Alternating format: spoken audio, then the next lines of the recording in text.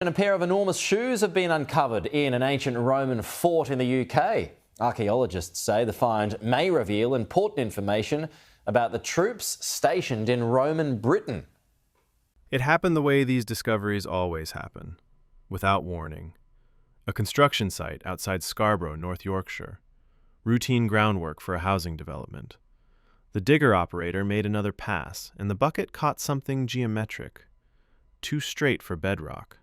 Too deliberate for debris. Another sweep revealed a curve, then a threshold. The crew stopped. Within the hour, archaeologists arrived. Within days, the site transformed from a future neighborhood into one of the most significant Roman excavations Britain had seen in decades. The first wall segment told specialists everything they needed to know, and nothing at all. The alignment was too precise, the stonework too refined. This wasn't farmland history. This was something else entirely. Grid lines went down. Every centimeter of soil became a potential trigger point. One researcher would later describe the ground as waiting, as though it had been holding a secret for 17 centuries, patient for someone to finally ask the right question. That question was simple. What is this? The answer would take months to uncover, and when it finally came, nobody was prepared. Roman architecture in Britain follows rules. Villas stretch into rectangular wings. Temples conform to religious templates. Forts prioritize function over form. After centuries of excavation across the former empire, specialists can identify a site's purpose from its footprint alone. The Scarborough complex broke every rule. At its center sat a circular chamber, not a curved corner of a bathhouse, but an actual circular room anchoring the entire structure. Roman Britain almost never used this form for elite domestic architecture. The shape alone triggered alerts across every research team that reviewed the data. But the anomaly didn't stop there. Radiating from the central hub, rooms branched outward like spokes from a wheel, each segment connected with engineered precision. This wasn't improvised construction. Someone had designed this deliberately, understanding exactly what they wanted to achieve. Then came the bathhouse complex. Not a crude rural imitation, but a sophisticated suite featuring hypocaust channels, heated floors requiring skilled builders and wealthy patrons. Bathhouses communicate status. Whoever commissioned this wanted comfort, yes, but more than that, they wanted their influence felt. When Historic England completed their assessment, the conclusion was unprecedented. We know of nothing else quite like it. Consider what that statement means. Archaeologists uncovered a structure that matched no known pattern, not in Britain, not anywhere in the former Roman Empire. One expert described the architect as someone who knew all the elite Roman conventions, but deliberately chose to subvert them. The circular layout created a focal point drawing everyone inward. Unlike traditional Roman buildings where status correlated with distance from the entrance, this design placed all occupants equidistant from the center. That's a calculated statement about power, hierarchy, and purpose. Whatever happened within these walls, it wasn't meant for the general population. To understand who built the Scarborough complex, specialists needed to understand where it stood. Roman Yorkshire wasn't frontier territory, it was a network. Military, logistical, economic. The hub was Eboracum, modern-day York.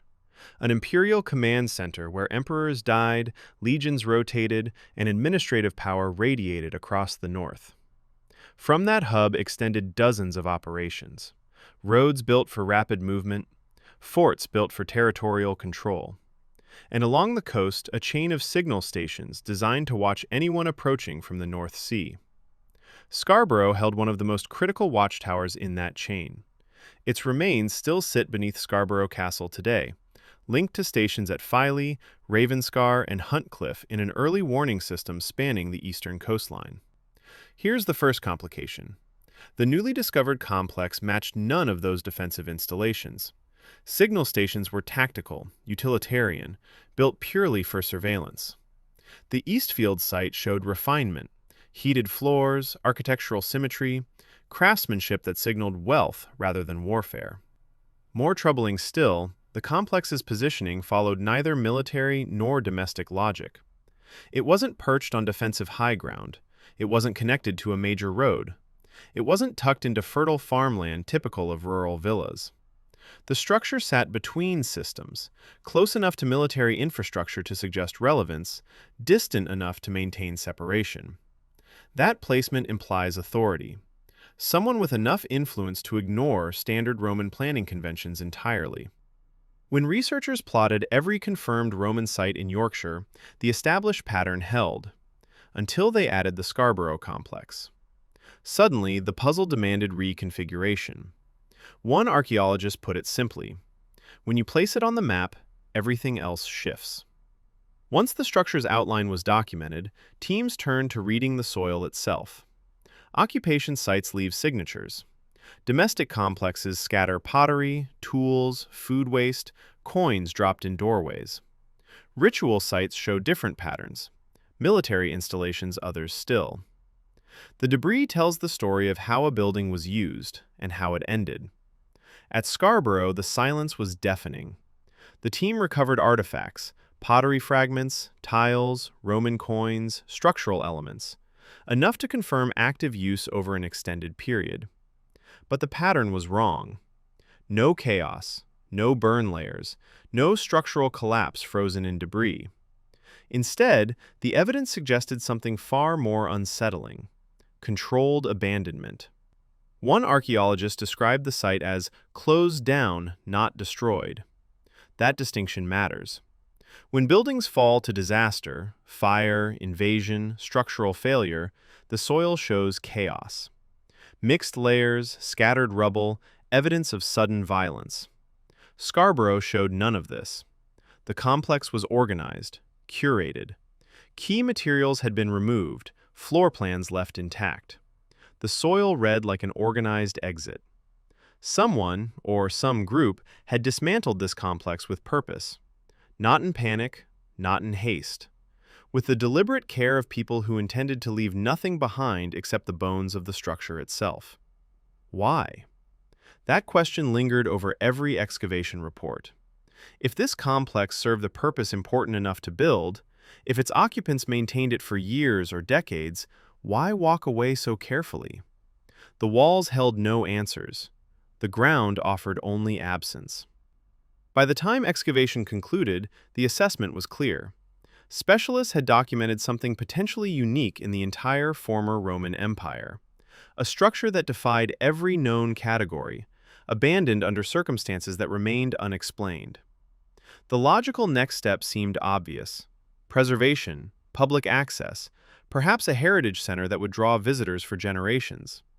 Instead, the decision went the opposite direction. The Scarborough complex would be reburied. Historic England, the local council, and developer Keepmoat reached consensus. The site would be sealed beneath a landscaped public green space, protected but invisible.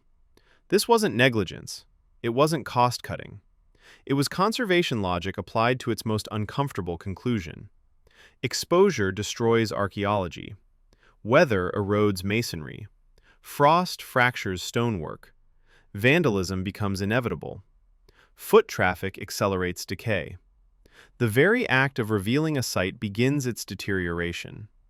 One heritage officer framed it directly: reburial isn't erasing history, it's safeguarding it until we have better options. Picture the final day. Researchers who spent months uncovering something extraordinary now supervised its disappearance. The circular chamber, the radiating rooms, the heated floors that once warmed occupants whose names history never recorded. All of it, returning to darkness. The world would experience the Scarborough complex only through scans, reconstructions, and data, never through direct contact. The structure that refused every category would now refuse visibility itself. Before the Earth closed over the site, specialists captured everything: laser scans, drone surveys, ground-penetrating radar, millimeter-accurate documentation preserving every surface, every angle, every architectural decision. The Scarborough complex now exists in two forms: physical ruins sealed beneath Yorkshire soil, and digital models accessible to researchers worldwide. This dual existence represents a growing reality in archaeology. Sites too fragile or too significant for exposure can survive indefinitely underground, while their digital counterparts enable study without risk. But the fundamental question remains. Someone built this complex in Roman Yorkshire. They designed it to defy convention. They maintained it for years, possibly decades. Then they walked away, carefully, deliberately, leaving behind just enough to prove they existed, but not enough to explain why. The circular chamber still centers the structure. The radiating rooms still branch outward. The heated floors still trace the paths of people whose purpose we may never fully understand. 17 centuries of silence, a brief window of discovery, then silence again. The Scarborough enigma persists, not despite its reburial, but because of it. Protected, hidden, waiting for the next moment when someone asks the right question. And perhaps finally, the ground will answer.